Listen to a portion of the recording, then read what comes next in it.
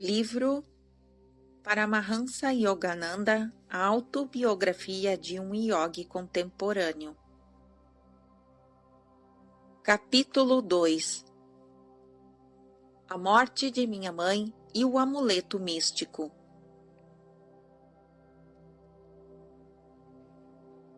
O maior desejo de minha mãe era o de ver casado meu irmão mais velho.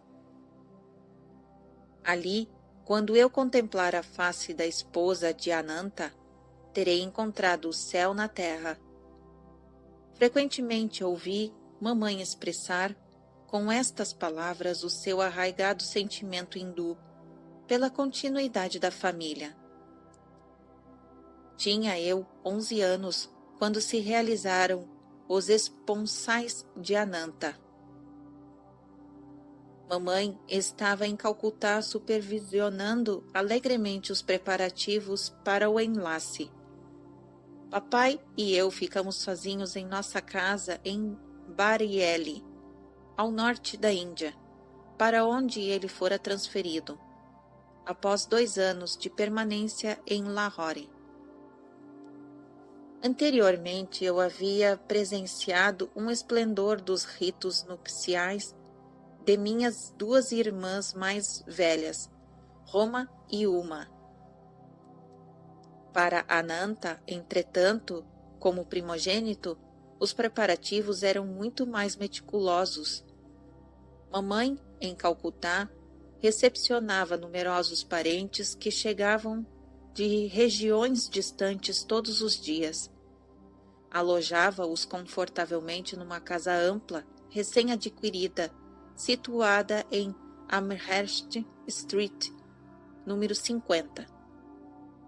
Tudo estava pronto e deliciosas iguarias do banquete, o trono vistoso no qual meu irmão seria carregado até a casa da noiva, as fileiras de luzes coloridas, os gigantescos elefantes e camelos feitos de papelão, as orquestras indianas, inglesas e escocesas, os comediantes e artistas profissionais, os sacerdotes celebrantes dos antigos ritos. Papai e eu, com espírito festivo, havíamos planejado nos reunir a família em tempo oportuno para a cerimônia. Pouco antes do grande dia, porém, tive uma visão de mau presságio. Foi em Bareilly, à meia-noite. Eu dormia ao lado de meu pai no terraço do nosso bangalô, quando fui acordado pelo franzir peculiar do mosquiteiro estendido sobre a cama. As frágeis cortinas abriram-se e vi a amada figura de minha mãe. Acorde, seu pai. Sua voz era apenas um sussurro. Tomem o primeiro trem que partir, os da 4 da madrugada, e corram a Calcutá, se me quiserem ver. A aparição desvaneceu-se. Pai, papai, mamãe está morrendo. O terror em minha voz despertou-o imediatamente. Em soluços, comuniquei-lhe a notícia fatídica. Não se impressione com as suas alucinações. Meu pai, como de costume, deu sua negativa a uma situação nova. Sua mãe está em perfeita saúde.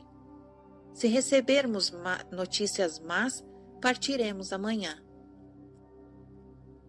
Papai nunca se perdoara por não haver partido agora, e a angústia me fez acrescentar: nem eu o perdoarei. A manhã seguinte despontou melancolicamente, e com ela o telegrama explícito: mãe gravemente enferma, casamento adiado, venham imediatamente. Papai e eu partimos como dementes. Um de meus tios veio ao nosso encontro numa estação onde tínhamos de baldear. Estrondosa locomotiva puxando seus vagões vinham em nossa direção com velocidade telescópica. De meu tumulto interior brotou a determinação repentina de me atirar aos trilhos sob as rodas do trem, sentindo que minha mãe me era violentamente arrebatada e eu não podia suportar o mundo de súbito calcinado até os ossos. Eu amava minha mãe como a ser mais querido sobre a terra. Seus consoladores olhos negros tinham sido meu refúgio em todas as insignificantes tragédias de minha infância. Ela ainda vive? Detive-me para fazer estas derradeiras perguntas a meu tio. Ele compreendeu num átomo todo o desespero de minha face. Claro que vive. Eu, porém, dificilmente acreditava. Quando chegamos à nossa casa em Calcutá, foi só para defrontar a Lourdes o mistério da morte. Sofri um colapso e depois mergulhei num estado de quase torpor. Muitos anos decorreram antes que meu coração se conformasse. Meu grito e meu pranto, como tempestades, renovando-se, as próprias portas do céu afinal impeliram a Mãe Divina a se apresentar. Suas palavras trouxeram o bálsamo de cura às feridas que ainda supuravam. Sou eu que tenho velado por ti, vida após vida. A ternura de todas as mães. Contempla em meu olhar os 2 olhos negros e formosos olhos perdidos que anda buscando. Papai e eu regressávamos de Bariele logo após os ritos crematórios da bem-amada. Todas as madrugadas, bem cedo em sua memória, eu fazia uma patética peregrinação à frondosa árvore Sheoli, que sombreava o prado auriverde em frente ao nosso bangalô. Em momentos poéticos, imaginava que as flores brancas de Sheoli se derramavam com espontânea devoção sobre o altar de prado. Misturando minhas lágrimas ao orvalho que tombava, frequentemente observei uma estranha luz de outro mundo emergindo da aurora. Dores me assaltavam, intensas de saudade de Deus. Sentia-me fortemente atraído para o Himalaia. Um de meus primos, recentemente chegado de uma viagem às Montanhas Sagradas, visitou-nos em Bariele. Escutei com avidez seus relatos sobre a elevada cordilheira, residência dos iogues e Ishiwamis. Observação número 18. Ishiwa é a raiz sânscrita de Siwami, que significa aquele que se unificou com o seu eu divino. Veremos isso no capítulo 24. Fim da observação 18. Continuação da narrativa. Fujamos para o Himalaia. Esta sugestão feita um dia a Dawarka Prasad, jovem filho de nosso caseiro em Bariele, não foi de seu agrado. Revelou meu plano a meu irmão mais velho, recém-chegado para visitar papai. Em vez de sorrir com tolerância do projeto impraticável de um menino, Ananta aproveitou-se disso para me ridicularizar. Onde está a sua túnica alaranjada? Não pode ser um Swami sem ela. Suas palavras, entretanto, provocaram em mim estranha comoção. Pintaram-me com nitidez um quadro. Eu próprio era um monge, errante pela terra da Índia. Talvez as palavras de Ananta despertassem lembranças de uma vida anterior. Em todo caso, percebi que com naturalidade eu usaria a túnica daquela ordem monástica em fundação antiquíssima. Conversando certa manhã com Dawarka, senti que o amor por Deus descia sobre mim com a força de uma avalanche. Meu companheiro prestava atenção fragmentada à minha interrupta eloquência, enquanto eu, encantando, me ouvia integralmente. Fugi naquela tarde para Nainital, no sopé do Himalaia. Ananta perseguiu-me condenado. Fui tristemente forçado a regressar a Varielle. A única peregrinação que me permitiram era o passeio à árvore Shaoli, todas as madrugadas. Meu coração chorava pelas duas mães perdidas, a humana e a divina. A morte de mamãe deixou no tecido da família um rasgão irreparável. Papai nunca voltou a se casar, vivendo sozinho o resto de sua vida. Cerca de 40 anos. Assumindo o difícil papel de pai e mãe de seu pequeno rebanho, ele se tornou notavelmente mais terno e mais acessível. Com serenidade e discernimento, resolvia os vários problemas da família. Após as horas de trabalho no escritório, retirava-se como um ermitão à cela de seu quarto, praticando o Kriya Yoga, em doce tranquilidade. Muito posteriormente à morte de minha mãe, tentei contratar uma enfermeira inglesa para cuidar dos detalhes que tornariam mais confortáveis a vida de meu pai. Mas ele abanou a cabeça negativamente. Os cuidados para comigo terminaram com a partida de sua mãe. Seus olhos miravam remotamente o que era o objeto de devoção de toda a sua vida. Não aceitarei os serviços de nenhuma outra mulher. 14 meses depois da partida de minha mãe, eu soube que ela me deixara uma importante mensagem. Ananta estivera presente ao lado de seu leito de morte e registrara suas palavras. Embora ela tivesse recomendado que a revelação que fosse feita um ano após a sua morte, meu irmão a retardou. Em breve, ele partiria de Bareilly para Calcutá, a fim de casar-se com uma jovem escolhida por mamãe. Observação número 19.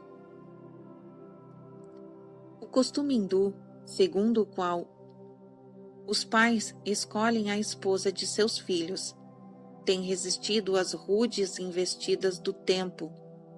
Elevada é a porcentagem de casamentos indianos infelizes. Fim da observação 19. Continuação da narrativa. Uma noite, ele me chamou para junto de si. Macunda, tenho relutado em dar-lhe uma estranha mensagem. A voz de Ananta apresentava um tom de resignação. Temi que se inflamasse o seu desejo de abandonar o lar. Mas de qualquer maneira, você está revestido de fervor divino.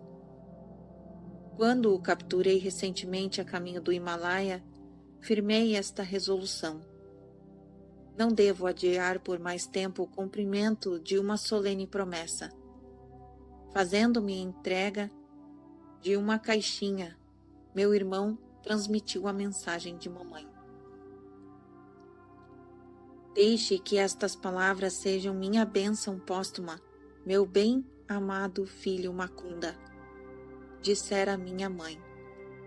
Chegou a hora em que devo relatar alguns fenômenos extraordinários acontecidos após o seu nascimento.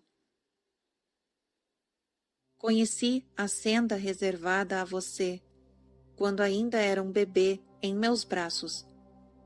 Carreguei-o ao colo naquele tempo, em visita a meu guru em Benares.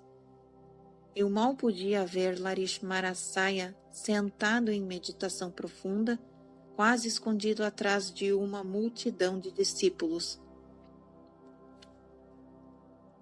Eu acalentava o meu filhinho e ao mesmo tempo fazia uma prece para que o grande guru nos percebesse e abençoasse.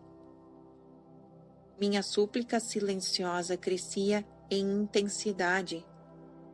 Ele entreabriu os olhos e fez sinal para que me aproximasse. Os outros me abriram caminho respeitosamente. Reverenciei-o, tocando-lhe os pés sagrados. Lakshmanasaya sentou Macunda sobre as pernas dele, colocando-lhe a mão na testa à guisa de batismo espiritual. Mãezinha, seu filho será um yogi. Semelhante a um motor espiritual, ele conduzirá muitas almas ao reino de Deus. Meu coração saltou de alegria, porque minha súplica secreta fora atendida pelo Guru onisciente. Pouco antes de seu nascimento, Macunda, Lakshmanasaya me dissera que você seguiria o caminho dele. Mais tarde, meu filho, sua visão da grande luz foi testemunhada por mim e por sua irmã Roma, de um quarto próximo. Nós o observávamos imóvel em seu leito. Seu rostinho iluminou-me, sua voz soou com determinação de ferro quando você falou de viajar ao Himalaia em busca do divino.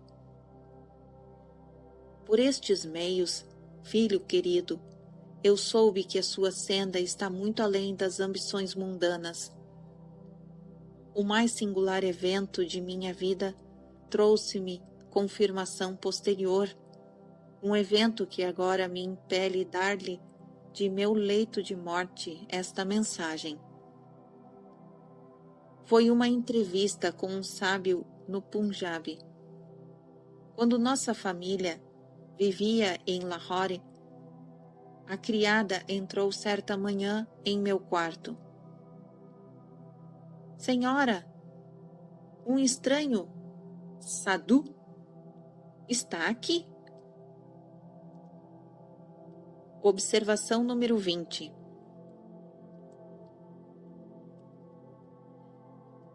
Anacoreta, quem adotou sadhana ou uma senda de disciplina espiritual. Isso é o significado de sadhu.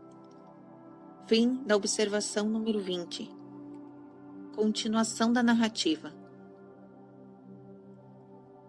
Ele insiste em ver a mãe de Macunda. Estas singelas palavras tangeram uma corda profunda em meu coração. Fui imediatamente cumprimentar o visitante. Curvando-me a seus pés em reverência, senti que estava em presença de um verdadeiro homem de Deus.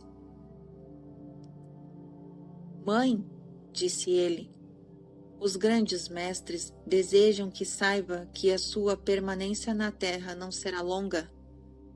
Sua próxima doença será a última. Observação número 21. Quando descobri Por estas palavras que mamãe tinha conhecimento secreto de breve duração de sua vida, compreendi pela primeira vez por que insistira tanto em apressar os planos para o casamento de Ananta. Embora ela tivesse morrido antes do casamento, seu desejo materno natural fora o de assistir às cerimônias nupciais. Fim da observação 21, continuação da narrativa. Houve um silêncio durante o qual não me senti alarmada, ao contrário, experimentei a vibração de uma grande paz. Finalmente, ele se dirigiu a mim outra vez. A senhora deve ser a depositária do certo amuleto de prata. Não lhe darei o talismã agora, para demonstrar a veracidade das minhas palavras. Ele se materializará em suas mãos amanhã, quando estiver meditando. De seu leito de morte, deverá instruir seu filho mais velho, Ananta, para que o guarde o amuleto durante 1 ano e então o entregue a seu segundo filho. Macunda entenderá o significado do talismã proveniente de grandes seres. Ele o receberá na época em que estiver pronto para renunciar a todas as esperanças mundanas e começar sua busca vital de Deus. Depois de haver conservado o amuleto por vários anos, e quando este já tiver servido a seu propósito, desaparecerá. Mesmo que esteja guardado no esconderijo mais secreto, o talismã voltará ao lugar de onde veio. Ofereci esmolas ao santo e me inclinei diante dele com grande reverência. Observação número 22. É um gesto habitual de respeito para com os sadhus. Fim da observação 22, continuação da narrativa.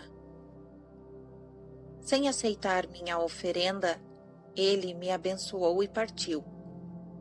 Na manhã seguinte, enquanto sentada, eu meditava. Um amuleto materializou-se entre as minhas palmas de minhas mãos, tal como o sadhu prometera. Fez-se notar por seu contato liso e frio. Guardei-o zelosamente durante mais de 2 anos, e agora deixo sob a custódia de Ananta. Não lamente minha partida, pois serei introduzida por meu guru nos braços do infinito. Adeus, filhinho. A mãe cósmica o protegerá. Uma rajada de luz desceu sobre mim com a posse do amuleto. Muitas recordações adormecidas despertaram. O talismã redondo e automaticamente antigo estava coberto por caracteres sânscritos. Compreendi que procedia de mestres de vidas anteriores, os quais guiavam invisivelmente meus passos. Havia outro significado ainda, mas seu possuidor, se assim preferir, pode não desvendar completamente a intimidade de um amuleto. Observação número 23. O amuleto era um objeto produzido astralmente. De estrutura evanescente, tais objetos devem, afinal, desaparecer do nosso mundo físico. Veremos isso no capítulo 43. Inscrito no talismã havia um mantra, ou letra de um canto sonoro.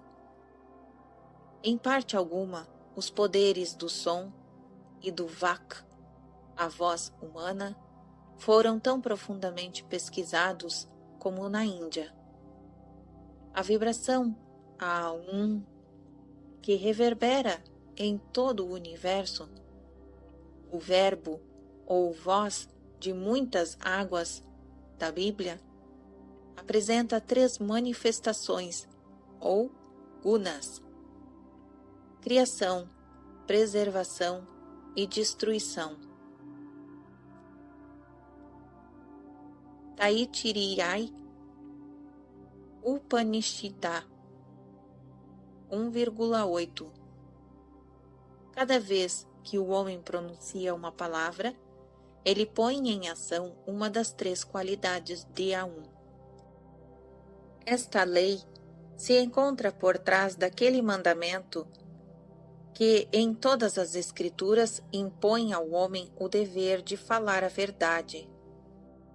O mantra inscrito no amuleto possuía, quando pronunciado de modo correto, uma potência vibratória espiritualmente benéfica. O alfabeto sâncrico, de construção ideal, compreende 50 letras, tendo cada uma pronúncia determinada, invariável. George Bernard Shaw escreveu um ensaio sagaz e, como era de se esperar, satírico sobre a impropriedade fonética do alfabeto inglês de base latina, no qual 26 letras se esforçam para aguentar sem êxito o pesado encargo de indicadoras de sons. Com sua habitual crueza, se a introdução de um alfabeto inglês custar uma guerra civil, eu não a lamentarei. O Sr. Shaw propõe a adoção urgente de um novo alfabeto de 42 letras. Ver seu prefácio ao livro de Wilson, O Miraculoso Nascimento da Linguagem, Philosophical Library. Semelhante alfabeto aproximar-se-ia da perfeição fonética do sâncrico, cujo emprego de 50 letras evita erros de pronúncia. A descoberta de sinetes no vale do rio Indo está levando vários eruditos a abandonarem a teoria corrente de que a Índia tomou emprestado as fontes siméticas a seu alfabeto sâncrico. Algumas grandes cidades indianas foram recentemente dessoterradas. Em Mohenjo-daro e Harappa, fornecendo provas de uma cultura eminente que deve ter tido uma longa história anterior no solo da Índia, pois nos faz retroceder a eras obscuramente suspeitadas. Sir John Marshall, Mohenjo-daro e as civilizações do Indo, 1931. Se a teoria hindu da existência extremamente remota do homem civilizado no planeta é correta, torna-se possível explicar por que a mais antiga língua, o sânscrito, é também a mais perfeita. Veremos isso no capítulo 10. Disse Sir William Jones, fundador da Sociedade Asiática: o sânscrito, seja qual for a sua antiguidade, possui maravilhosa estrutura, mais perfeita do que grego, mais rica do que o latim e mais requintada que qualquer uma das duas. E afirma a Enciclopédia Americana: desde o ressurgimento dos estudos clássicos, não houve acontecimento mais importante na história da cultura que a descoberta do sânscrito por eruditos ocidentais, nos fins do século XVIII. A filosofia, a gramática comparada e a ciência da religião ou devem sua própria existência à descoberta do sânscrito, ou foram profundamente influenciadas por seu estudo. Fim da observação número 23. Continuação da narrativa. Como o talismã afinal se evaporou, em meio às circunstâncias profundamente infelizes de minha vida, e como sua perda foi o arauto da chegada de um guru, não o direi neste capítulo. O menino, porém, frustrado em suas tentativas de atingir o Himalaia, viajou para muito longe todos os dias nas asas de seu amuleto. Fim do capítulo 2.